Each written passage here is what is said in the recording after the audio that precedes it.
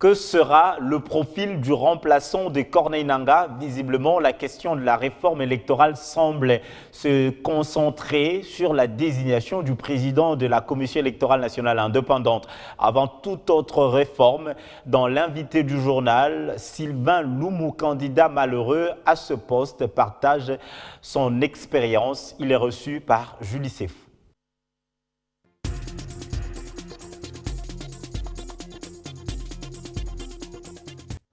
Bienvenue à cet invité du journal consacré sur des questions des réformes électorales qui font l'actualité. Nous allons partager l'expérience de maître Sylvain Loumoumbaya. Bienvenue à vous. Merci beaucoup. Vous êtes initiateur de l'ASBEL Alternative et Initiative citoyenne pour la gouvernance démocratique. C'est cela, madame. N'est-ce pas? C'est même à ce titre que vous êtes aussi proposé pour faire partie des prochains membres de la Commission électorale nationale indépendante. Vous êtes porté candidat, mais qu'est-ce qui s'est passé en chemin?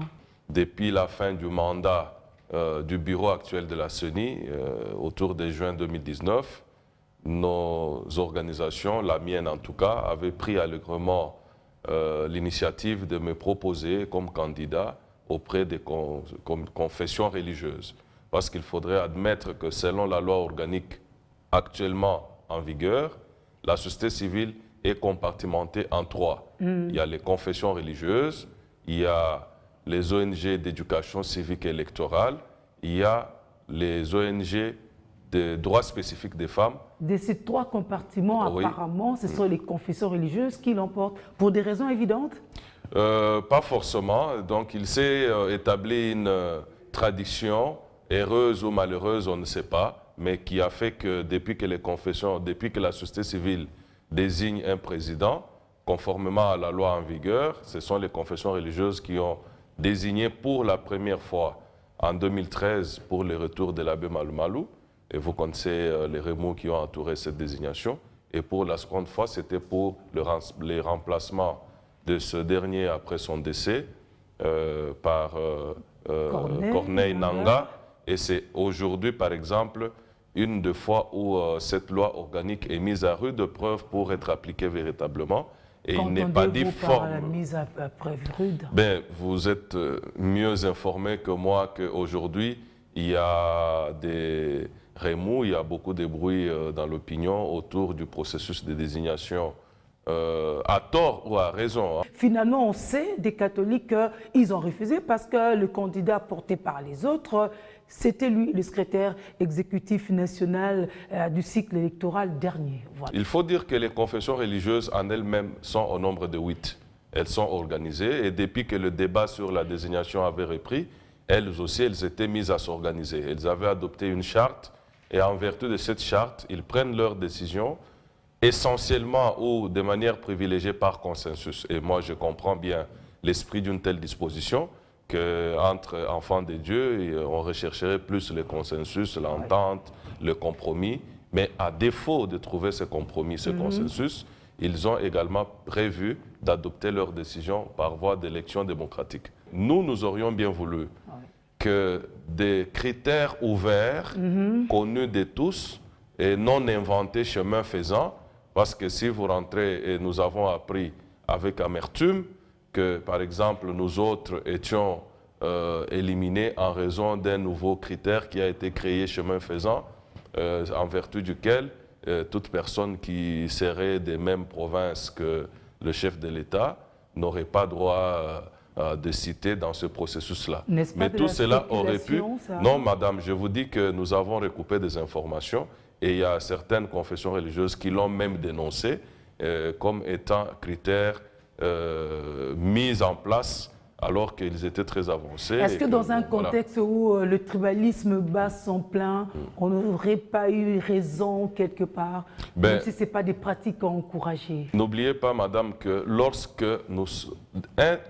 tout expert électoral sait que, quelles que soient ses accointances familiales, politiques ou quelconques, lorsqu'on est désigné à la CENI, on est débarrassé de ces accointances-là. A fortiori, quelqu'un comme nous, qui avons travaillé dans la société civile depuis notre jeune existence à l'université de Kinshasa jusqu'à ce jour, sans compromission aucune, nous soyons assimilés au chef de l'État puisque c'est lui qui est donc aujourd'hui président de la République, alors qu'hier on a vu valablement que, par exemple, le président Kabila était swahiliphone, mais nous avons eu un président swahiliphone. Parlons justement de votre profil en quelques secondes. Qui êtes-vous? Pourquoi vous serez proposé?